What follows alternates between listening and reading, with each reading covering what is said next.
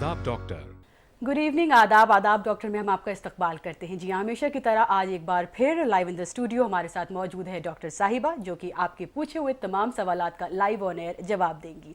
आज एक दफ़ा फिर हम एक बहुत ही अहम तरीन मौजू के ऊपर बातचीत करने वाले हैं। आज का उन्वान है एक बार फिर इनफर्टिलिटी। लिहाजा इनफर्टिलिटी के हवाले से जो भी सवालात आपके जहन में हो, जो भी परेशानी से आप गुजर रहे हो, और अगर आप डॉक्टर को लाइव ऑन एयर आके कंसल्ट करना चाहते हैं, उनसे मशवरा करना चाहते हैं, अपनी प्रॉब्लम का हल जानना चाहते हैं, तो हमें आप कॉल कर सकते हैं। नंबर्स हैं हमारे 0402331380 और 0402331380।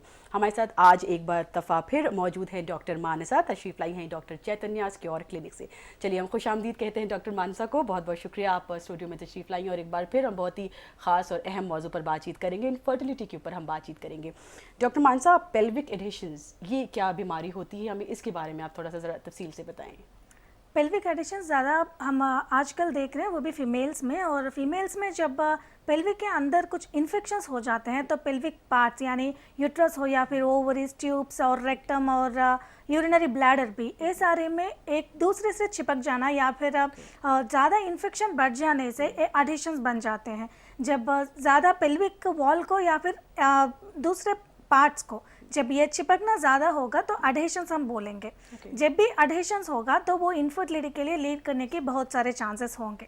और पेल्विक अडहेशंस के लिए बहुत इन्फेक्शंस वजह हो सकते हैं। खास करके ट्यूबरक्लोसिस एक ऐसा वजह है जिसके वजह से ये ज़्यादा ट्यूब्स में ट्यूबल अडहेशंस, वो भी पेल्विक वॉल के तरफ या फिर यूट्रस के तरफ, ये ज़्यादा बढ़ जाते हैं। कभी कभी ट्यूबो ओवेरियन कॉम्प्लेक्स भी बन जाता है, यानी ट्यूब्स और ओवरीज दोनों चिपक जाके ट्यूबो ओवेरियन मास भी हम देख सकते हैं। खास करके स्कैनिंग में या फिर लैप्रोस्कोपी में जब भी हम देखते हैं तो दोनों को सेपरेट हम डायग्नोज भी नहीं कर सकते, सेपरेटली देख भी नहीं सकते कि कहाँ ट्यूब है और कहाँ ओवरीज है।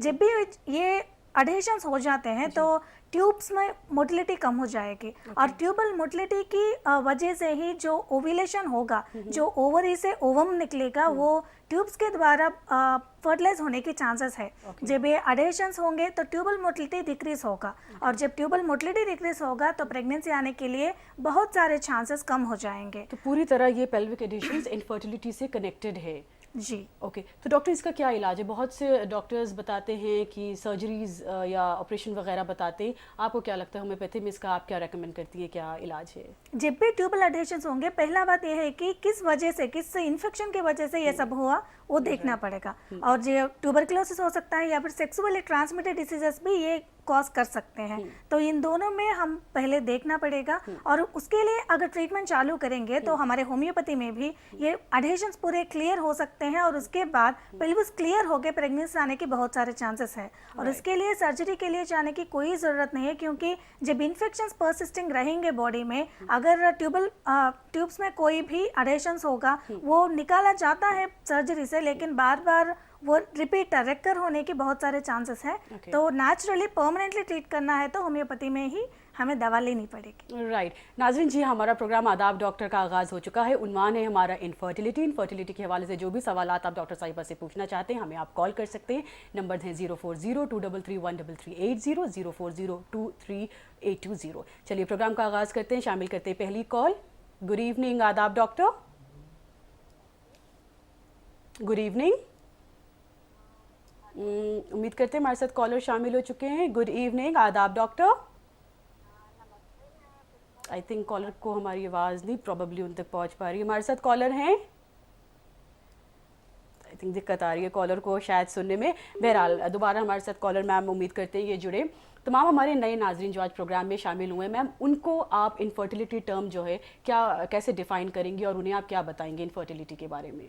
एक्चुअली शादी होने के बाद अगर लगातार 1 साल तक प्रेगनेंसी के लिए ट्राई करते रहे, वो भी बिना कुछ कॉन्ट्रासेप्टिव मेथड्स यूज़ करे, अगर बच्चे नहीं होंगे या फिर एक भी प्रेगनेंसी नहीं आई या फिर प्रेगनेंसी आते भी बार बार अबॉर्शंस होंगे, तो उन्हें हम इनफर्टिलिटी कह सकते हैं। और जब भी इनफर्टिलिटी तक गुजरेंगे तो उसके लिए पहला ट्रीटमेंट लेने से पहले क्या वजह है, किस वजह से इनफर्टिलिटी वो गुजर रहे हैं, उनके लिए इन्वेस्टिगेशंस करवाना तो ज़रूरी है। एक बार इन्वेस्टिगेशंस करवाने के बाद, वो भी मेल्स में और फीमेल्स में, दोनों तरफ के कॉजेज़ हम देखने के बाद तभी पता चलेगा कि प्रॉब्लम किस में है। और वो प्रॉब्लम के लिए अगर ट्रीटमेंट लिया जाता है वो भी परमानेंट और होम्योपैथिक नेचुरल ट्रीटमेंट लिया जाता है तो बहुत सारे चांसेस होंगे कंसीव करने के लिए। राइट। ओके मैम, चलिए हमारे साथ कॉलर हो चुके हैं शामिल। प्रोग्राम को हम आगे बढ़ाते हैं, शामिल करते हैं कॉल। गुड इवनिंग, आदाब doctor. Hello, good evening. Very good evening. क्या नाम है आपका? ज्योति नाम है मेरा। कहाँ से हैं आप? जी, मैं हैदराबाद से बात कर रही हूँ। जी, क्या सवाल है, क्या पूछना चाहती हैं डॉक्टर से आप? मैं ये पूछना चाहती हूँ कि एक्चुअली मुझे थायराइड है, हम्म। लेकिन जब मैं थायराइड का टैबलेट ले रही हूँ वैसे 2-3 महीने से, लेकिन मुझे मैम ने बोला था कि जब आप, मेरा वेट भी वैसे थोड़ा ज्यादा है, तो बोली थी कि आप टैबलेट लेंगे तो आपका धीरे धीरे आपका वेट भी कम होगा। लेकिन मैं टैबलेट ले रही हूँ 1 साल से, लेकिन मेरा वेट भी कम नहीं हो रहा है, थोड़ा मतलब वेट भी मेरा थोड़ा बड़ा हो रहा है।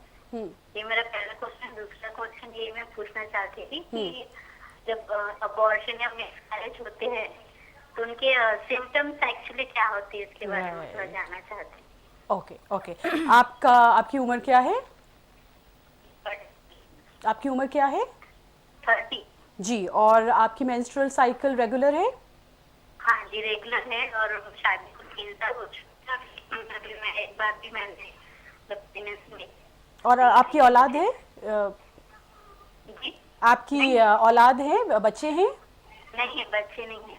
ओके, और आप कंसीव करना भी चाहती हैं? हाँ, conceive करना चाहती हूँ। बेहतर मैम। मतलब ओवर वेट भी मेरा लॉस नहीं हो रहा है, और एक्चुअली एक बार मेरा लेकिन एग्जाम्पल मुझे मतलब एक्चुअली क्या हुआ वो कुछ मुझे समझ में नहीं आया, ऐसे क्या होता है। ज़रूर आपकी मैम मदद क्या करेंगी। होते हैं के अबॉर्शन, वो मैं मैडम से जानना चाहती हूँ। ज़रूर आपकी वो मदद करेंगे। डॉक्टर, कुछ और इनसे आप पूछना चाहेंगी? आपका मेंसेस कैसे है मैडम? मेरा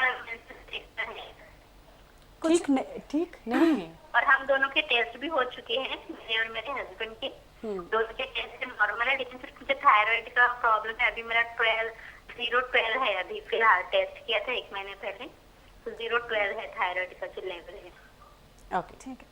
बहुत शुक्रिया, आपने कॉल किया। ज़रूर डॉक्टर आपकी मदद करेंगी। Thank you so much. जी डॉक्टर, क्या कहेंगी आप? एक्चुअली थायराइड जिन्हें होता है तो वेट बढ़ना तो कॉमन है, लेकिन थायराइड यूज़ करने से वेट कम नहीं होंगे। आपको रेगुलर वॉकिंग पे जाना है और आपको एक्सरसाइज करना है। उसके साथ अगर थायराइड नॉर्मल है और थायराइड का आप टैबलेट्स लेंगे तो तब आपका वजन घटेगी। और दूसरी बात, अबॉर्शन के लिए सिम्टम्स। अबॉर्शंस के लिए बहुत सारे सिम्टम्स हो सकते हैं। कभी कभी एसिम्टोमेटिक यानी बिना जाने भी अबॉर्शन हो सकता है, तो एक्यूटली और सडनली भी अबॉर्शन यानी फीटस बाहर निकल सकती है। कभी कभी तो बहुत ज़्यादा पेन आना या फिर ब्लीडिंग हो जाना और क्लॉट्स गिरना, और इसके साथ साथ बहुत बुखार, तेज़ बुखार होना, ये सब कुछ सिम्टम्स हैं, लेकिन सिम्टम्स के बिना भी अबॉर्शन हो सकता है। राइट, बेहतर। प्रोग्राम को हम आगे बढ़ाते हैं, एक और कॉल की तरफ बढ़ते हैं। गुड इवनिंग, आदाब doctor. Hello, good evening madam. Very good evening जी, क्या नाम है आपका? मेरा नाम शबाना है, मैं भोपाल से बोल रही क्या हूँ। सवाल है आपका, पूछिए। मेरी शादी को 2 साल हो गए हैं, और मेरे हस्बैंड बाहर रहते हैं, मतलब वो 15 दिन में 1 दिन के लिए ही आते हैं। और मुझे अभी तक मतलब प्रेगनेंसी नहीं हुई है, और अभी मैंने सोनोग्राफी करवाई, डॉक्टर को दिखाया, तो उनका बोलना है कि अंडे नहीं बन रहे मेरे। तो आप अब मतलब वो ट्रीटमेंट मतलब कर रही हैं, वो 3 महीने का मुझे बताया है, 3 महीने। और पहले मेरा टाइम जो था वो 5-6 दिन कम आ रहा था, लेकिन अभी इस महीने मेरा टाइम 10 दिन बढ़ गया, 10-12 दिन बढ़ गया था। ओके। आपके मतलब ट्रीटमेंट चालू हुआ उसके बाद 10-12 दिन बढ़ गया। ओके। आपकी उम्र क्या है? मेरी उम्र है 26। 26 साल आपकी उम्र है। डॉक्टर, कुछ फर्दर पूछना चाहेंगे इनसे आप? नहीं। बहुत शुक्रिया, आपने कॉल किया। ज़रूर आपके प्रॉब्लम को कैसे सॉर्ट आउट किया जाएगा डॉक्टर आपको ज़रूर बताएंगे। बहुत शुक्रिया कॉल का। जी डॉक्टर, नो ओव्यूलेशन की प्रॉब्लम इन्होंने बताई है, क्या कहेंगी इन्हें आप? इन्हें अनोवुलेटरी साइकिल है एक्चुअली, और 5 दिन अगर कम होते हुए अगर मेंसेस आए तो वो नॉर्मल है। लेकिन अभी जो आपको 10 दिन बढ़ के आया है वो डिलेड पीरियड है, और अभी आप हार्मोन्स की दवा भी ले रहे हैं, क्योंकि अंडे बनने के लिए कुछ दवा प्रिस्क्राइब करे उन्होंने, ऐसा आपने बताया। तो ऐसे हार्मोनल टैबलेट्स लेने से आपके बॉडी में जो अब तक जो हार्मोनल बैलेंस था वो भी बिगड़ने के चांसेस है। और अभी आपको जो ओवुलेशन का प्रॉब्लम ओवुलेशन नहीं हो रहा था, वो भी फिर से आने के चांसेस है, क्योंकि वो टेम्पररी मेजर ही है। लेकिन वो टेम्पररी मेजर से भी आपको कुछ फ़ायदा नहीं हो रहा, तो आप होम्योपैथी में ट्राई कीजिए, क्योंकि होम्योपैथी दवाइयों के साथ आपको मेंसेस भी रेगुलरली आएंगे और जो ओव्यूलेशन नहीं हो रहा उसके पीछे जो हार्मोनल इम्बैलेंस का हाथ है वो भी ठीक हो जाएगा और उसके साथ साथ प्रेगनेंसी भी आने के बहुत सारे चांसेस है। diyachaitanya.com हमारा वेबसाइट है, आपको ऑनलाइन भी हम बात कर सकते हैं आपसे और ऑनलाइन ट्रीटमेंट भी हमारे पास है। बेहतर। डॉक्टर, हमको ये बताएं कि इनफर्टिलिटी के बहुत सारे केसेस आपके क्लिनिक में आते होंगे। सबसे ज़्यादा आम कॉजेज़ आजकल के प्रेजेंट सिनेरियो को देखते हुए सबसे ज़्यादा आम वजह आम कॉजेज़ कौन से हो रहे हैं इनफर्टिलिटी के? अभी तो फीमेल्स में जब हम देखेंगे तो पीसीओडी बहुत ज़्यादा बढ़ रहा है, यानी हार्मोनल इम्बैलेंस एक ऐसी वजह है जिससे अभी 50 से 60% तक गुजर रहे हैं। और रहा मेल्स में तो काउंट की कमी और मोटिलिटी में कमी, ये दोनों बहुत बड़े रीजंस हैं। और फीमेल्स में पीसीओडी के लिए बात करेंगे हम, पीसीओडी जब भी आएगा तो डिलेड साइकिल्स के साथ आएंगे वो। ये सिम्टम्स आप बता रही हैं पीसीओडी के? ओके। डिलेड साइकिल्स आएंगे और मोटापा भी ज्यादा बढ़ जाएगा और अनवांटेड हेयर ग्रोथ भी बढ़ने के चांसेस है। और ये पीसीओडी के लिए रीजन होगा हार्मोनल इम्बैलेंस। और ये पीसीओडी बच्चे पैदा करने के लिए ही नहीं बल्कि टीनेज से भी शुरू हो सकता है। तो टीनेज में जब भी डिलेड साइकिल्स आएंगे, स्ट्रेस लेवल ज्यादा बढ़ने से ये पीसीओडी आने के चांसेस है। और तो ये टीनेज से भी शुरू हो सकता है। जब टीनेज में आएंगे तभी अगर इसके लिए दवा लेंगे, होम्योपैथी का दवा लेंगे तो वो कंट्रोल भी हो जाएगा और आगे जाके कंसीव करने में कोई दिक्कत भी नहीं आएगी। मेल्स में जो आपने कॉज बताया हम उसके बारे में बात करेंगे तफसील से। हम एक कॉल शामिल कर लेते हैं। Good evening. आदाब डॉक्टर। हाँ आदाब मैडम। आदाब, खुशामदीद। क्या नाम है आपका? मेरा नाम शहनाज है, हम झारखंड रांची से बोल रहे हैं। जी, क्या सवाल है आपका, क्या पूछना चाहती हैं? शादी का 3 साल हो गया है। हाँ। मेरे कोई भी संतान नहीं है। हाँ। और मेरा हस्बैंड में काउंट और इसका मोटाइल का थोड़ा प्रॉब्लम है। स्पर्म काउंट बता रही हैं आप हस्बैंड का? काउंट उसका फर्स्ट बार 15 था, उसके बाद फिर दवा खाए तो थोड़ा सा बढ़ता है, उसके बाद ओके। राइट, लाइन ड्रॉप हो गई है मैम।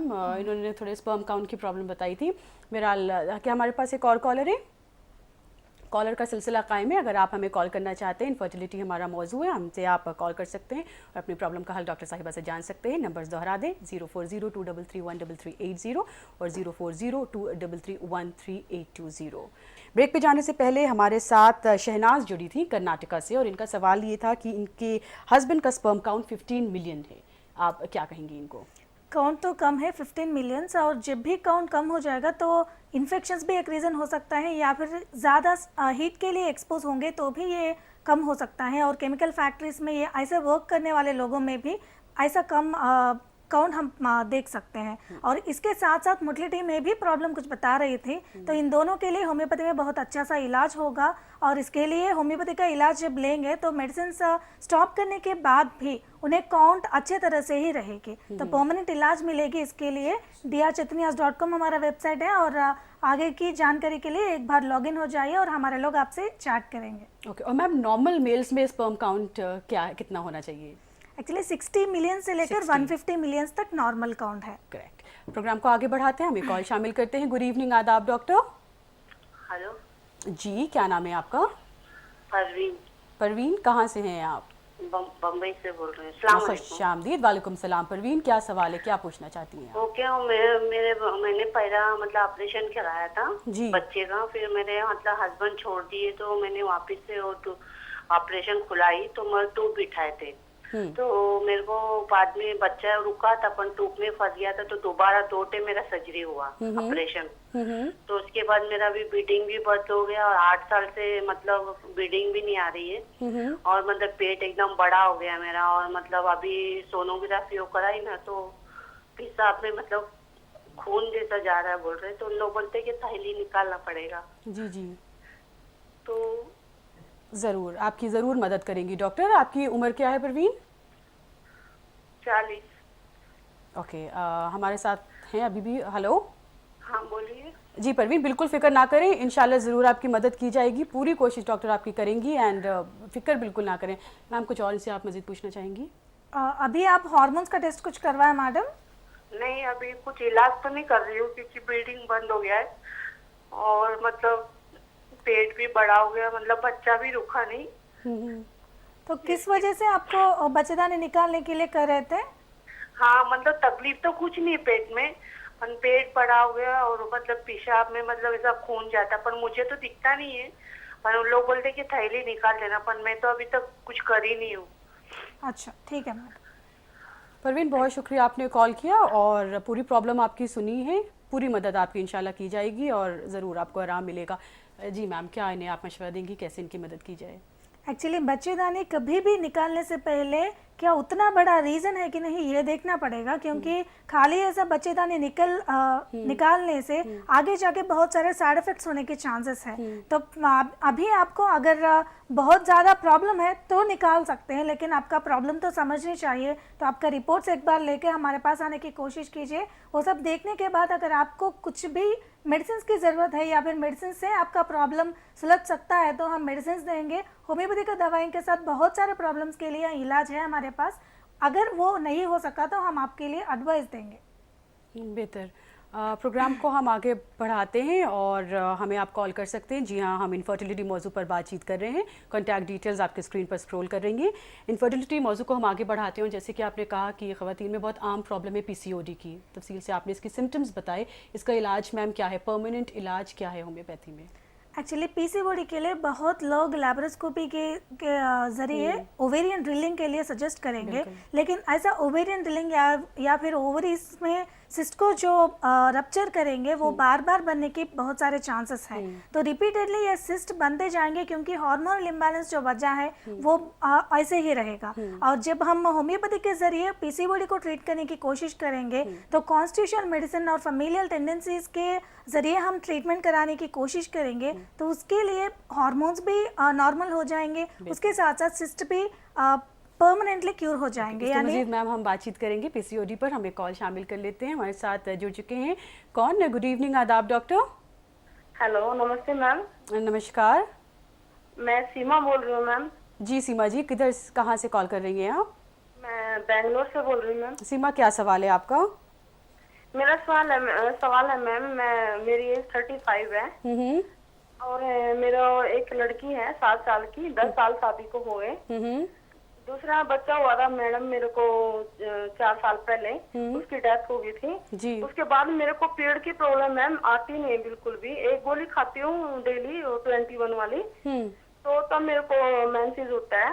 उसके बाद नहीं होता। 6 महीने हो जाए, साल हो जाए, बिल्कुल नहीं डेट आती। और मैं अभी दूसरा बच्चा चाह रही हूँ मैम। जी जी, क्या मेरे को दूसरा बच्चा हो जाएगा? जरूर आपकी मदद। बेंगलोर में कोई अगर मैम आपका कोई क्लिनिक है तो उसके बारे में मेरे को बताओ मैम। जरूर आपको बताया करा लूंगी। क्या मेरे को बच्चा होएगा कि नहीं होएगा मैम, उसके बारे में मैं पूछना चाह रही थी। बिल्कुल, कुछ पूछना चाहिए? और मेरी छाती में मैम, मेरे छाती में अभी येलो कलर का दूध जैसा निकलता है दबाने से मैम। अच्छा अच्छा, आपके सवाल को जी। थायराइड भी नहीं है, शुगर भी नहीं है और मेरे अंडे भी नहीं बनते मैम। उसमें अंडा दाने में बताते हैं पानी भरा हुआ है, जिससे एग्स वगैरह नहीं रिलीज नहीं हो रहे।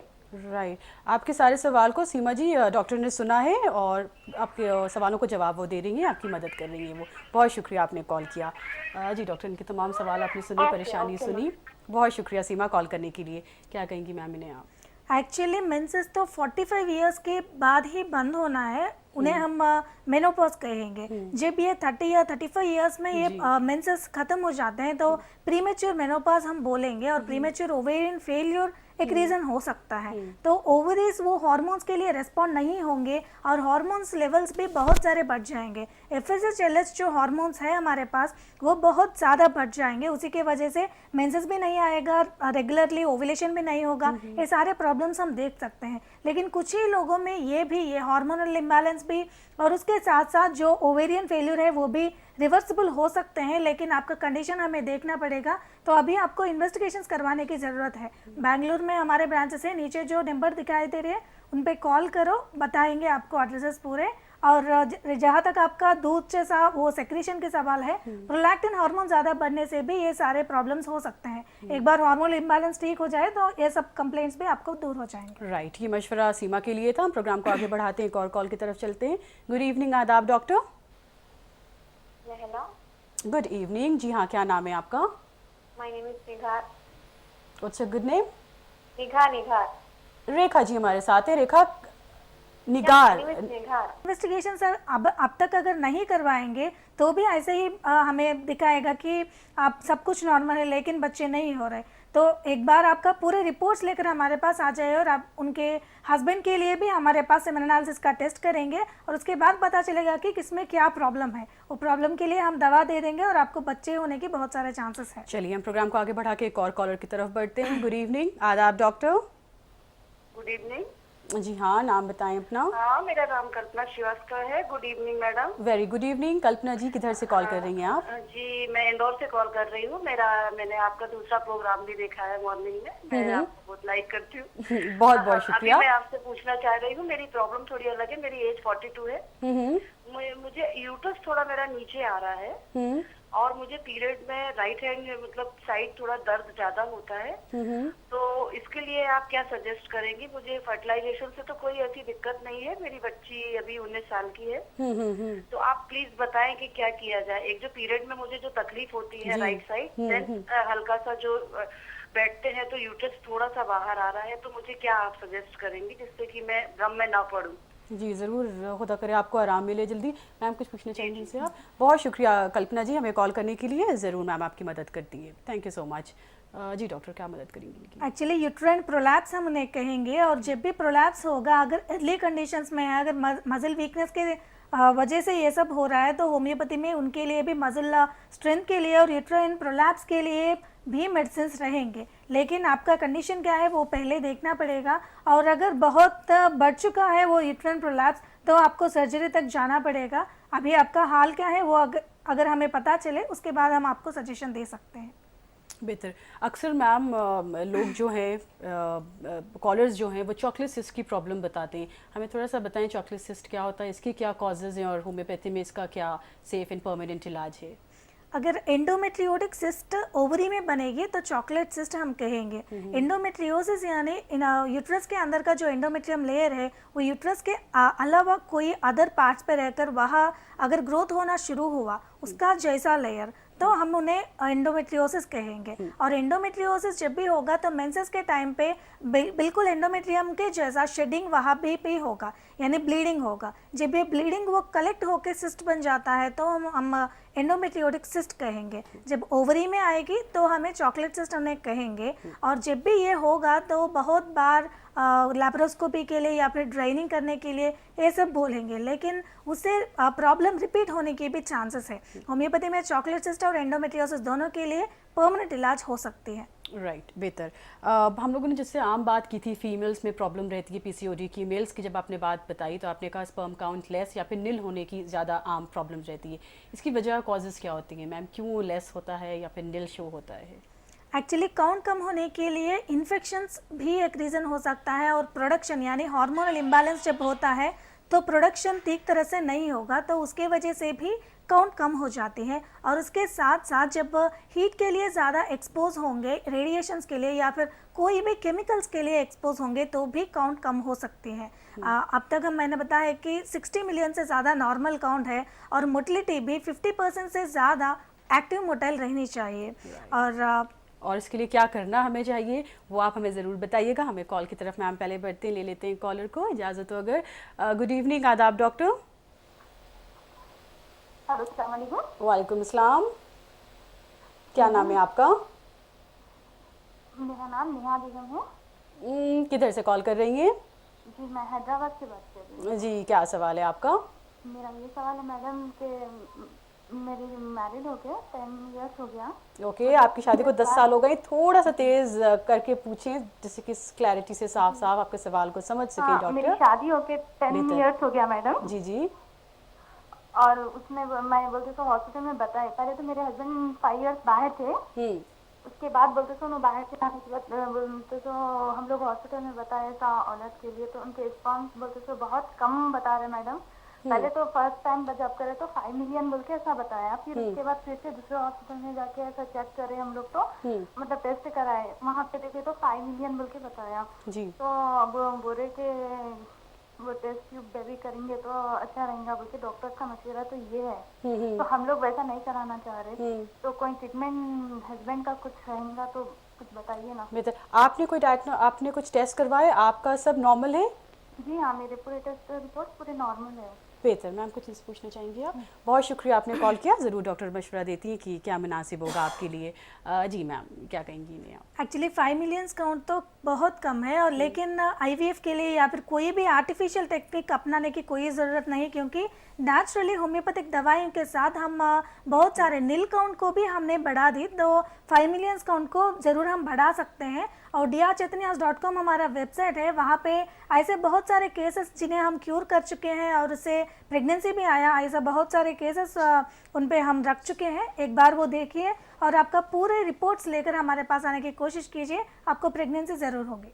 नाज़रीन, आप हमारे साथ शामिल हैं प्रोग्राम आदाब डॉक्टर हम आपके लिए पेश कर रहे हैं। प्रोग्राम में हम आपकी कॉल्स भी शामिल कर रहे हैं और हम बातचीत कर रहे हैं इनफर्टिलिटी के मौजू पर, और इनफर्टिलिटी के हवाले से आपके कॉल्स प्रोग्राम में शामिल कर रहे हैं। नंबर्स हैं हमारे 0402331330 और 0402331380। प्रोग्राम को बढ़ाते हैं, हम कॉल शामिल करते हैं। गुड इवनिंग आदाब डॉक्टर। हेलो, गुड इवनिंग जी। अस्सलाम वालेकुम, हम नताशा बोल रहे हैं औरंगाबाद से। वालेकुम अस्सलाम। नताशा जी, खुश आमदीद। क्या सवाल है नताशा आपका? 26 साल के हैं। हम्म, हमारी शादी को 2.5 साल हो गए हैं, जी।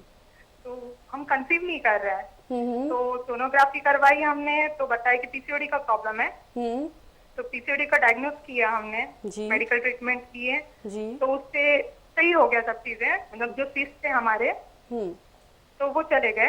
हम्म, लेकिन फिर बाद में डॉक्टर ने कहा कि आप डीएनसी भी करवा लो, ताकि हम चेक करें कि यूट्रस में कुछ प्रॉब्लम वगैरह है क्या। हम्म, तो डीएनसी भी होने के बाद फिर भी पीरियड्स लेट आ रहे, मतलब डीएनसी में रिपोर्ट में आज तक कुछ नहीं आया, सब नॉर्मल था रिपोर्ट। तो फिर भी सब चीजें नॉर्मल होने के बाद, पीसीओडी पूरी तरीके से कम्प्लीटली निकलने के बाद फिर भी पीरियड इरेगुलर हो रहा है, मतलब ऐसे 10-10 दिन 11 दिन लेट आ रहा है। ओके। तो हम जानना चाहते हैं कि ऐसे क्यों हो रहा है, मतलब सब चीजें नॉर्मल है, थायराइड नॉर्मल है, डीएनसी सब नॉर्मल है, ट्रीटमेंट कंप्लीट हो गया पीसीओडी का, फिर भी इरेगुलर साइकिल। बिल्कुल नताशा, आपका पूरा सवाल सुना है डॉक्टर ने और इंशाल्लाह आपकी मदद करेंगे, आपको आराम पहुंचेगा। आपकी उम्र क्या है नताशा? हम 26 साल के हैं। ओके। मैम कुछ पूछना चाहेंगी सर? जी। और अभी अभी आपने कुछ स्कैनिंग वगैरह निकाले मैडम, वो मेडिसिन यूज करने के अभी बाद? जस्ट एक लास्ट मंथ हमने डीएनसी कराए थे। हाँ, तो डीएनसी में जो रिपोर्ट आई वो सारी नॉर्मल आई। अच्छा। तो मेडिसिन डॉक्टर कितने ने दिन कहा तक? था जी, हाँ, मेडिसिन कितने दिन तक यूज करें आप? ये जो पीसीओडी का ट्रीटमेंट हमने 3 मंथ तक लिया था। अच्छा। और हाँ, तो अभी ले रहे हैं आप कुछ? नहीं, अभी तो कुछ भी नहीं है, कम्प्लीटली सब बंद हो गया हुआ है। ठीक है, क्योंकि डॉक्टर ने कहा था कुछ लेने की जरूरत नहीं है, तो नॉर्मल जब पीरियड्स आएंगे तो उसके 5th डे को आ जाना। ठीक है। तो लेकिन Alright. पीरियड्स में फिर भी इरेगुलरिटी दिखी ही रही है, 10-10 दिन 11 दिन की गैप आ रही है, नॉर्मल नहीं आ रहे, मतलब जैसे। जी नताशा, डॉक्टर ने पूरा आपका सवाल सुना है और आपको जवाब देती हैं कि आपको करना चाहिए, आपको मशवरा देती हैं ज़रूर। बहुत शुक्रिया हमें कॉल करने के लिए। जी डॉक्टर। एक्चुअली पीसीओडी के लिए जो दवा आपने अपनाया वो हार्मोनल मेडिकेशन था। जब भी आप हार्मोनल मेडिकेशंस लेंगे वो छोड़ेंगे, उसके बाद वैसे ही प्रॉब्लम रिकर होगा। और जहाँ तक आपका डीएनसी होने के बाद भी आपका ओवरीज नॉर्मल होने की सवाल है, सिस्ट बनने में अभी समय है, तो इसीलिए आपको सिस्ट नहीं दिख रहे। लेकिन इसका मतलब ये नहीं कि आपका सिस्टिक टेंडेंसी जो था और हार्मोनल इम्बैलेंस जो था वो सब क्लियर हो चुका, ऐसा कुछ नहीं है। जो ट्रीटमेंट आपको मिला था वो टेम्पररी ट्रीटमेंट था, उसके बाद भी आपको प्रॉब्लम अभी अपीयर हुआ, तो इसीलिए आपको देर में साइकिल्स आ रहे।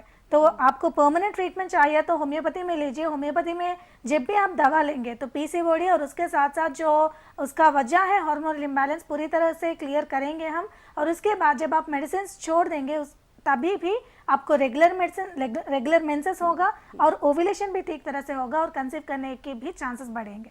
राइट, हम प्रोग्राम को आगे बढ़ा के एक और कॉलर को लेते हैं। गुड इवनिंग आदाब डॉक्टर। हेलो, खुश आमदीद। क्या नाम है आपका? मेरा नाम प्रमिला है, मैं कानपुर से बोल रही हूँ।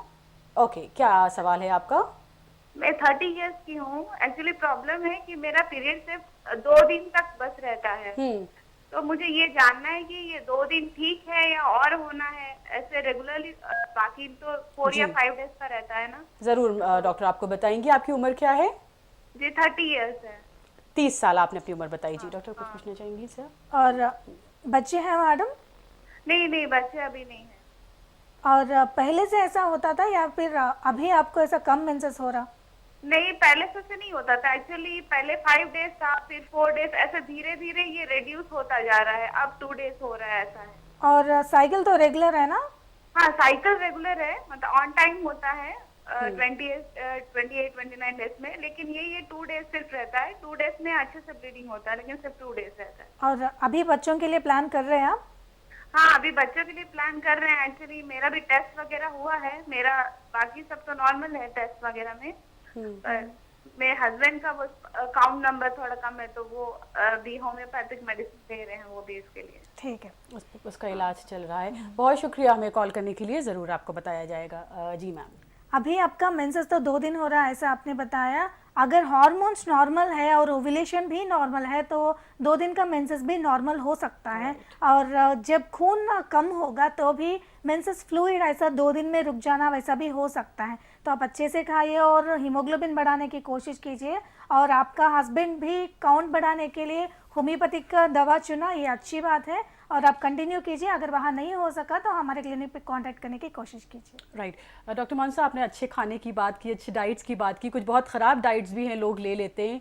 हम बात कर रहे हैं यहाँ पर जैसे सिगरेट पीने की या फिर टोबैको वगैरह खाने की, जो मेल्स में देखा गया है, टू एन एक्सटेंट फीमेल्स में भी देखा गया है। किस तरह से ये जो हैबिट्स होते हैं, सिगरेट पीना या फिर टोबैको वगैरह खाना, ये किस तरह से कितने सीरियस होते हैं और कैसे इनफर्टिलिटी तक पहुँच सकते हैं? अल्कोहल और स्मोकिंग ये दोनों ही डेंजरस है, क्योंकि ये 2 तरह से, यानी अल्कोहल स्मोकिंग ज़्यादा करने वालों में इम्यूनिटी लेवल्स भी कम हो जाएंगे तो ज़्यादा इन्फेक्शंस भी उन लोगों में आने के चांसेस है। और ये जब ज़्यादा लेंगे तो टेस्टोस्टेरोन हार्मोन भी कम होने के चांसेस है, और जब टेस्टोस्टेरोन कम हो जाएगा तो स्पर्म प्रोडक्शन भी ऑटोमेटिकली कम हो जाएगी।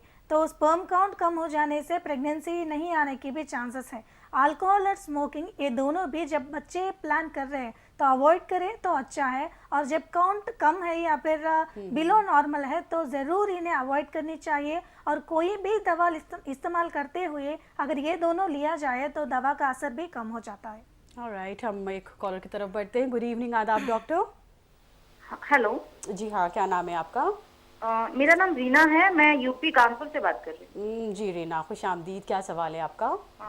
मैम, मैं डॉक्टर साहब से ये पूछना चाहती हूँ कि जैसे मेरी एज 32 के आसपास है, और मैं 3 साल से, मतलब 3 साल पहले मेरी शादी हुई थी, मैं ट्राई कर रही हूँ। तो जब मैंने डायग्नोज कराया तो उसमें एंडोमेट्रियोसिस निकला है मुझे। उसका साइज मतलब वैसे ही करीब है 64 mm के आसपास है। ओके। और तो मतलब इस कंडीशन में क्या मतलब IVF हो सकता है? अगर हो सकता है तो क्या चांसेस रहेंगे उसके लिए? और आपकी मेंस्ट्रुअल साइकिल रेगुलर है? हाँ, रेगुलर तो है, बस 2 या 3 दिन का डिफरेंस रहता है। Okay, I think that's normal. Ma'am, कुछ और पूछना चाहेंगे आप? बहुत शुक्रिया, आपने कॉल किया, ज़रूर मैम आपको सजेस्ट करती है। जी डॉक्टर। या हम होम्योपैथी के ज़रिए कैसे इनफर्टिलिटी से बच सकते हैं, इसके लिए डिस्कशन चल रहा है यहाँ। और IVF के लिए जाने से पहले क्या उतना बड़ा रीज़न है या ट्यूब्स पूरे एब्सेंट है या फिर कोई भी कंजेनिटल डिफॉर्मिटी है आप में, वो देखना पड़ेगा, क्योंकि IVF उन्हीं लोगों में करे तो अच्छा है। जहाँ तक आपका एंडोमेट्रियोसिस का सवाल है, कितना भी साइज वो एंडोमेट्रियल सिस्ट या फिर एंडोमेट्रियोसिस का लेशन हो, उसे हम होम्योपैथी के दवाइयों के साथ कम कर सकते हैं। और ऐसे बहुत सारे केसेस हैं जिन्हें एंडोमेट्रियोसिस ट्रीट करने के बाद अच्छे तरह से नेचुरल प्रेगनेंसी आए हुए केसेस बहुत सारे हैं हमारे पास। drchaitanyas.com हमारा वेबसाइट है, और उनमें फीमेल केसेस में, क्यूर्ड केसेस में बहुत ऐसे जो अब तक प्रेगनेंसी लाए हैं वो सारे केसेस हैं उसमें, वो सब देखिए और हमें कांटेक्ट करने की कोशिश कीजिए। जब नेचुरल वे में कुछ हो सकता है तो क्यों फिर आर्टिफिशियल इंसेमिनेशन के लिए जाया जाए। हम एक और कॉल लेते हैं। गुड इवनिंग, आदाब डॉक्टर। जी, मैं झारखंड से बोल रही हूँ, नाम बनुजा सिंह है। जी हाँ। तो ओके। एक्चुअली मेरी एक ट्यूब में ब्लॉक थी बायलैटरल, तो मैंने ट्यूबोप्लास्टी करके ओपन तो हो गया, लेकिन अब फिम्ब्रियल ब्लॉक बता रहा है। मेरे पीरियड्स रेगुलर हैं और हस्बैंड के भी टेस्ट नॉर्मल है। ये सेकेंडरी इनफर्टिलिटी है। एक 9 साल की बेटी भी है हमारी, पीरियड्स वगैरह सब नॉर्मल है। तो मैं जानना चाहती हूँ कि फिम्ब्रियल ब्लॉक कैसे ठीक हो। राइट मैम, कुछ पूछना चाहेंगे? TB की कुछ शिकायत था मैडम? TB, ट्यूबरक्लोसिस का कुछ शिकायत था आपको? ओके, इनकी पूरे कॉल कंप्लीट नहीं हो पाई है। जितना मैम आपने इनकी प्रॉब्लम सुनी समझी, क्या सजेस्ट करेंगी? एक्चुअली बायलैटरल यानी दोनों तरफ की ट्यूबल ब्लॉक है इनमें, वो भी एक बच्ची के बाद। जब भी ये ट्यूबल ब्लॉक होगा तो ट्यूबरक्लोसिस है कि नहीं ये देखने के लिए हम टेस्ट करेंगे। अगर TB होगा तो उसके लिए भी इलाज चाहिए। और आप ट्यूबोप्लास्टी करवाया, लेकिन वो ट्यूब्स को रिमूव करने से या फिर उन्हें अगर ऐसा टेम्पररी मेजर्स के साथ क्लियर किया जाता है तो वो फिर से आने की चांसेस रहेंगे। तो इसी की वजह से आपको फिर से फिम्ब्रियल ब्लॉक भी हुआ। अभी ये ब्लॉक क्लियर करने के लिए और जो वजह है ब्लॉक के लिए, टीबी हो या फिर कोई भी अदर इन्फेक्शन हो, उसके लिए भी हम ट्रीटमेंट कर सकते हैं। ट्यूबल ब्लॉक 90% से ज़्यादा केसेस में हम क्लियर कर चुके हैं अब तक। ये केसेस भी है हमारे वेबसाइट में, एक बार वो देखिए और हमें कांटेक्ट कीजिए। बेहतर। हम बातचीत कर रहे हैं इनफर्टिलिटी मौजू पर। हमारे साथ आप शामिल हैं प्रोग्राम आदाब डॉक्टर में। आपकी कॉल्स भी हम प्रोग्राम में शामिल कर रहे हैं। नंबर्स हैं हमारे 0402331380, 0402331380। प्रोग्राम को बढ़ाते हैं कॉल के साथ। गुड इवनिंग आदाब doctor. Good evening. Hello, good evening. Very good evening जी। क्या नाम है आपका? मेरा नाम नेहा है। नेहा जी, कहाँ से हैं आप? मैं पूर्णिया वेस्ट बंगाल से बोल रही हूँ। ओके, खुश आमदीद। क्या सवाल है नेहा आपका? मेरा सवाल ये है कि मैम मेरी शादी को 4 साल होने को आ रहे हैं और मुझे मैंने शादी के 1 साल बाद ही प्रेगनेंसी आई थी। तो उसका 1.5 महीने का मिसकैरेज हो गया। उसके बाद फिर 6 महीने के बाद फिर प्रेगनेंसी आई और उसका भी मिसकैरेज हो गया उतने ही 1.5 महीना में। उसके बाद डॉक्टर ने कहा कि अभी मतलब प्रेगनेंसी नहीं करना, सेहत के लिए अच्छा नहीं रहेगा, तो हम लोग ने 1 साल ट्राई नहीं किया है। ओके। और अभी हम लोग 1 साल से ट्रीटमेंट ले रहे हैं और ट्रीटमेंट के बाद मैं डॉक्टर मुझे कह रहे थे कि मैं इसको प्रेगनेंसी आ जाएगी, पर 2 साल होने को आ गए हैं पर 2 साल में मुझे एक बार भी प्रेगनेंसी नहीं आई है। कुछ आपने टेस्ट करवाए? टेस्ट मेरे सारे हुए हैं। हेलो जी जी, सुन रहे हैं आपको। टॉर्च टेस्ट हुए हैं, मेरा HSG हुआ है, फॉलिकुलर स्टडी हुआ है और ये हेलो जी। और आपके सारे टेस्ट पॉजिटिव नॉर्मल आए हैं? सारे पॉजिटिव है, बट मेरे हस्बैंड के जी। स्पर्म काउंट थोड़े कम है। अच्छा, उनका सीमेन एनालिसिस आपने करवाया, कितना बता रहे? उनका है 45-46 है, बट अभी 3 महीने से उनका ट्रीटमेंट चल रहा है ना। ओके। तो वो दवा ले रहे हैं, एवरीडे एक दवा है 2 टाइम लेने का। तो वो दवा खा रहे हैं। तो मैम बोली थी कि तुमको ये दवा लेते वक्त तुमको प्रेगनेंसी आ जाएगी, बट अभी तक नहीं आई है। मैंने 3 महीने से दवाई लिया है। तो आपकी एज क्या है? मेरी एज अभी है 24 में। ओके। और मेंस्ट्रुअल साइकिल आपकी रेगुलर है? हाँ, रेगुलर है। 1 दिन 2 दिन आगे आती है, चढ़ के आती है। जी जी जी जी जी। मैम कुछ पूछना और चाहिए? मेंस मेरा 2 दिन रहता है, बहुत ज्यादा हैवी फॉलो होता है। राइट। 2 दिन हैवी फॉलो होता है बहुत ज्यादा और तीसरे दिन से हल्का हल्का होता है, चौथे दिन बिल्कुल ही खत्म हो जाता है। डॉक्टर क्या पूछना चाहेंगे इनसे आप? हाँ, आपके 2 अबॉर्शंस होने के बाद आपका ट्यूब्स का स्टेटस कैसा है, वो देखने के लिए कुछ टेस्ट करवाया? हेलो, क्या? HSG हुआ हमारा। वो 2 ही अबॉर्शंस होने के बाद हुआ या फिर उससे पहले हुआ, पूछ रही हूँ मैं। नहीं, पहले नहीं हुआ, बाद में ये इसी साल हुआ है। तो अभी हुआ, हाल फिलहाल 6 महीना पहले हुआ है। अच्छा, ठीक है। बहुत शुक्रिया, आपने कॉल किया, आपकी मदद की जाएगी। Thank you so much for the call. जी डॉक्टर।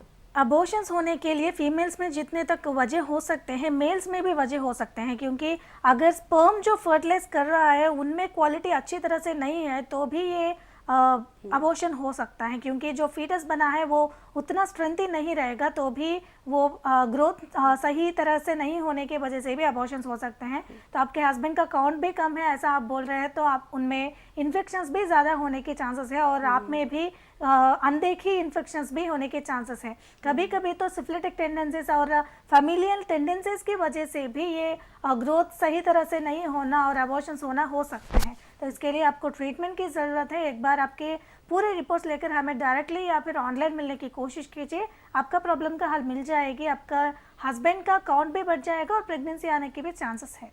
राइट, हम एक और कॉल लेते हैं। गुड इवनिंग आदाब डॉक्टर। Hello madam. जी हाँ, क्या नाम है आपका? मैं शहनाज बोल रही हूँ। जी शहनाज, कहाँ से हैं?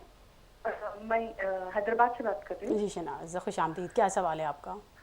एक्चुअली मेरे को फर्स्ट प्रेगनेंसी एक्टोपिक प्रेगनेंसी हुई है, तो लेफ्ट ट्यूब्यूल मेरा निकाल दिए। तो फिर उसके बाद मेरे को सिस्ट बोल के बता रहे थे, ओवेरियन सिस्ट बोल रहे थे, कुछ 5 पॉइंट कुछ mm है बोल के बोल रहे थे। तो मेरे को मतलब अभी एक ही ट्यूब है, फ्यूचर के लिए क्या रिकमेंड करते हैं डॉक्टर साहब? मैं वो बात करने वाली। ओके, आपकी एज क्या है? 24। और मेंसेस रेगुलर? अल्हम्दुलिल्लाह रेगुलर ही है। राइट, ज़रूर आपको मैम कुछ सजेस्ट करेंगी। मैम कुछ पूछना चाहेंगे सर? अभी आप कुछ दवा ले रही हैं मैडम? हाँ हाँ, अभी तो मतलब वो डॉक्टर दिखे हैं वो लोग के मतलब फॉलिक एसिड के, वो ही ले रही हूँ मैं। आपको दवाई लेने से मेंसेस रेगुलरली आ रहे हैं या फिर नेचुरली रेगुलर? नहीं, नेचुरली मेरे को रेगुलर ही आ रहे थे। अच्छा, और परसों ऑपरेशन के बाद भी मेरे को जो ड्यू डेट था वही डेट पे आए, मतलब मेरे को टैबलेट से रेगुलर नहीं आ रही। पर ओवरीज के केयर के लिए मैडम कुछ गोलियां लिख के दी। ज़रूर आपको मदद करेंगे डॉक्टर। बहुत शुक्रिया, आपने हमें कॉल किया है। जी मैम। एक्चुअली एक ट्यूब तो निकाल चुके हैं लेकिन एक है और उसी ओवरी में कुछ सिस्ट है, ऐसा उन्होंने बताया। और ऐसा अगर सिस्ट होंगे तो हार्मोनल इम्बैलेंस भी होने के चांसेस है, और हार्मोनल इम्बैलेंस होते हुए आपको ओव्यूलेशन ठीक तरह से नहीं होगा। जब ओव्यूलेशन नहीं होगा तो आपको नेचुरल प्रेगनेंसी आने की कम चांसेस होंगे। लेकिन एक ट्यूब पेटेंसी से भी हम नेचुरली प्रेगनेंसी हम ट्राई कर सकते हैं प्रेगनेंसी के लिए, लेकिन हार्मोनल इम्बैलेंस जो है ओव्यूलेशन ठीक से होगा ही नहीं, ये हमें देखना पड़ेगा। और ओव्यूलेशन के लिए अगर दवा होम्योपैथी में आप लेंगे ओव्यूलेशन होगा और नेचुरली एक ही ट्यूब के साथ प्रेगनेंसी भी आने के चांसेस है। एक बार कांटेक्ट कीजिए आपका पूरे रिपोर्ट्स लेकर। राइट। डॉक्टर मानसा, इनफर्टिलिटी के बारे में बातचीत करें। इनफर्टिलिटी की दो कैटेगरीज भी होती हैं, प्राइमरी इनफर्टिलिटी, सेकेंडरी इनफर्टिलिटी। आपके साथ साथ अब हमारी भी मालूमात बढ़ने लगी, इसके बारे में भी थोड़ा सा बताएं कि ये प्राइमरी इनफर्टिलिटी किसे कहते हैं और किस तरह से क्या डिफरेंस इसका होता है सेकेंडरी इनफर्टिलिटी से। अगर एक प्रेगनेंसी के बाद दूसरी प्रेगनेंसी आने में या फिर दूसरे बार कंसीव करने में दिक्कत होगी तो उन्हें हम सेकेंडरी इनफर्टिलिटी कहेंगे। लेकिन शादी के बाद अगर असल एक भी प्रेगनेंसी नहीं आया तो हम प्राइमरी इनफर्टिलिटी कहेंगे। एक बच्चे के बाद या फिर एक अबॉर्शन के बाद कंसीव करना इंपॉर्टेंट है। एक बार कंसीव करने के बाद दूसरी बार कंसीव करने में दिक्कत आएगी तो सेकेंडरी इनफर्टिलिटी उसे हम कहेंगे। ओके। और फर्टिलिटी, प्राइमरी फर्टिलिटी पे तो हम सवाल क्वेश्चंस लेते रहते हैं, क्या इसकी वजह होती है, सेकेंडरी फर्टिलिटी की क्या वजह होती है, हम ज़रूर आपसे जानेंगे। कॉल हम शामिल कर लेते हैं पहले। गुड इवनिंग, आदाब डॉक्टर। हेलो, अस्सलाम वालेकुम। मेरा नाम आसमा खातून है। वालेकुम अस्सलाम। अरुणाचल प्रदेश से बात कर रही हूँ। खुश आमदीद जी, क्या सवाल है? पहले भी फोन कर चुकी हूँ कि मतलब मेरी शादी को 2.5 साल हो गया है और मैं मतलब अभी जस्ट मोस्ट टेस्ट करवाया था और ये आपका ट्यूब टेस्ट भी करवाया है, हस्बैंड के भी टेस्ट हुए, तो उनमें कोई प्रॉब्लम नहीं आ रही है सीरियस में। बस थोड़ा सा एक कोई मतलब मैम बोल रहे डॉक्टर साहब की आप ऐसा कीजिए 3 महीने ट्रीटमेंट ले लीजिए, इससे आपको नेचुरल प्रेगनेंसी होने का चांसेस हो जाएगा। और इसके बाद नहीं होगा तो फिर हम आप दूसरा टेस्ट करेंगे। तो मतलब मेरी समझ में नहीं आ रहा है कि मैं अब क्या करूँ। ओके, आपकी प्रॉब्लम क्या है? मैम प्रेगनेंसी नहीं हो रहा है। कोई टेस्ट आपने करवाए हैं? टेस्ट मैंने सारे करवा लिए हैं, लगभग टेस्ट करवा ली। मेंसेस आपके रेगुलर हैं? जी मेरे रेगुलर है, थायराइड भी करवाया है, ट्यूब टेस्ट करवाया है। ओके, और सीमेन एनालिसिस हस्बैंड का आपने कराया? जी करवाया है, कभी एक दिन पे करवाया तो उसका 62% था। ऑलराइट, मैम कुछ पूछना चाहेंगी मुझे से? आपका ओव्यूलेशन कैसा है मैडम? फॉलिकुलर स्टडी करें आप? जी ओव्यूलेशन कैसा है, एग रिलीज? मैम उसका कैसे पता चलता मैम? मुझे इस चीज के बारे में नहीं पता है। अच्छा, ठीक है madam. Thank you so much, call किया है, ज़रूर आपकी मदद की जाएगी। जी मैम। प्रेगनेंसी नेचुरली अटेंड करने के लिए जितना ट्यूब्स का ओपन रहना जरूरी है उतना ही जरूरी है ओव्यूलेशन होना। और इसके लिए आपने अब तक टेस्ट नहीं करवाया, फॉलिकुलर स्टडी करके एक टेस्ट होगा और 11th डे से लेकर पीरियड्स में एवरी अल्टरनेट डे उसके लिए स्कैनिंग करेंगे और आपका फॉलिकुलर ग्रोथ का और ओव्यूलेशन के लिए वो टेस्ट होगा। जब ओव्यूलेशन ठीक तरह से होगा तभी आप कंसीव कर सकते हैं। शायद आपको ओव्यूलेशन में कोई प्रॉब्लम है इसीलिए आपको कंसीव करने में दिक्कत हो रही है। और अनओव्यूलेटेड साइकिल्स के लिए भी और इसके पीछे जो हार्मोनल इम्बैलेंस होगा उसके लिए भी आप होम्योपैथी का दवा ले सकते हैं। होम्योपैथी के दवाई के साथ बिना कुछ साइड इफेक्ट्स के और बिना कुछ ऑपरेशन के आपका पूरे प्रॉब्लम्स के लिए आपको हल मिल जाएगी और कंसीव करने के बहुत सारे चांसेस है। बेहतर। डॉक्टर मान साहब, सेकेंडरी इनफर्टिलिटी के बारे में बता रही थी कि मतलब एक बार कंसीव हो चुका है, एक औलाद है, लेकिन उसके बाद कंसीव करने में दिक्कतें आ रही हैं, इसकी क्या वजह होती है, क्या कॉजेज होती हैं, आम प्रॉब्लम्स? बहुत बार एक बार कंसीव करने के बाद अगर दूसरी बार कंसीव करने में कोई दिक्कत आएगी तो वायरल इन्फेक्शंस यानी टॉस्टन तरह के वायरल इन्फेक्शंस जब बॉडी में होंगे तब भी दिक्कत हो सकती है। और ट्यूबल ब्लॉक जब होगा एक बच्चे होने के बाद तब भी कंसीव करने में प्रॉब्लम हो सकते हैं। और उसके बाद मेल्स में भी काउंट कम हो जाना, कोई भी हेल्थ प्रॉब्लम की वजह से या फिर डायबिटीज़ या कोई भी हाइपरटेंशन ऐसा कंप्लेंट्स आने की वजह से, हीट एक्सपोजर ज़्यादा बढ़ने से, केमिकल एक्सपोजर से, ये सारे कंप्लेंट्स के साथ काउंट भी कम हो सकता है और मोटिलिटी भी कम होने के चांसेस है। और जब इन्फेक्शंस दोनों में भी ज़्यादा बढ़ेंगे तो भी कंसीव करने में दिक्कत हो सकते हैं। और जब ये प्रॉब्लम्स हम होम्योपैथिक मेडिसिन के साथ सुलझाएंगे तो प्रॉब्लम क्लियर हो जाएगी और कंसीव इजीली कर पाएंगे। करेक्ट। हम एक जल्दी से एक कॉल की तरफ बढ़ते हैं। गुड इवनिंग, आदाब डॉक्टर। हेलो, अस्सलाम वालेकुम। वालेकुम सलाम। मैं जबीन बात कर रही हूँ। जबीन किधर से? मैं सिकंदराबाद से बात कर रही हूँ मैडम। ओके जी, खुशामदीद। जबीन, क्या सवाल है आपका? मेरा सवाल ये है कि मेरी एक लड़की है 5 साल की, उसके बाद मैं कंसीव नहीं कर पा रही हूँ। मैं ट्रीटमेंट चल रहा मेरा, और उसमें मैंने ट्यूब टेस्ट कराए थे मैडम जी। वो ट्यूब टेस्ट का ना, हाँ। एक ट्यूब ब्लॉक है मेरा। ओके, ये डॉक्टर ने आपको बताया है। जी मैम, कुछ और जबीन से आप पूछना चाहेंगी? मेंसेस रेगुलर है मैडम? जी हाँ, रेगुलर है। आपके हस्बैंड का काउंट नॉर्मल है? हाँ, नॉर्मल है। ठीक है, बेहतर। बहुत शुक्रिया जबीन, हमें कॉल करने के लिए। ज़रूर मैम आपकी मदद करेंगी। इत्तेफाक से मैम हम लोग वही सेकेंडरी इनफर्टिलिटी के बारे में जिक्र कर रहे थे और एक कॉल भी आ गई इसी प्रॉब्लम के साथ। ट्यूबल ब्लॉक है इनमें। ट्यूबल ब्लॉक जब भी होगा ट्यूबरक्लोसिस होने के चांसेस है, और ये इन्फेक्शन होने की वजह से दूसरा ट्यूब जो है उनमें भी प्रॉब्लम्स होने की चांसेस है। और ओवम जो रिलीज हो रहा है वो भी करप्ट होने की भी चांसेस है, क्योंकि बॉडी में इन्फेक्शंस है, ब्लड में इन्फेक्शंस है। ये इन्फेक्शंस को क्लियर करनी चाहिए। उसके बाद ट्यूबल ब्लॉक भी बिना कुछ ऑपरेशन के हमारा दवाइयों के साथ हम क्लियर कर सकते हैं। इसके लिए हम 90% से ज़्यादा हम आपको एश्योरेंस दे सकते हैं। आपके पूरे पुराने रिपोर्ट्स लेकर हमें कांटेक्ट करने की कोशिश कीजिए, आपको ज़रूर बच्चे होंगे। बेहतर। डॉक्टर मान साहब, बहुत बहुत आपका शुक्रिया स्टूडियो में आई, अपना वक्त निकाल कर और इस खास मौजू पर हमारे साथ एक दफ़ा फिर आप जुड़ी, बातचीत की। बहुत बहुत शुक्रिया। नाज़रीन, आपका भी बहुत बहुत शुक्रिया हमारे साथ जुड़ने के लिए।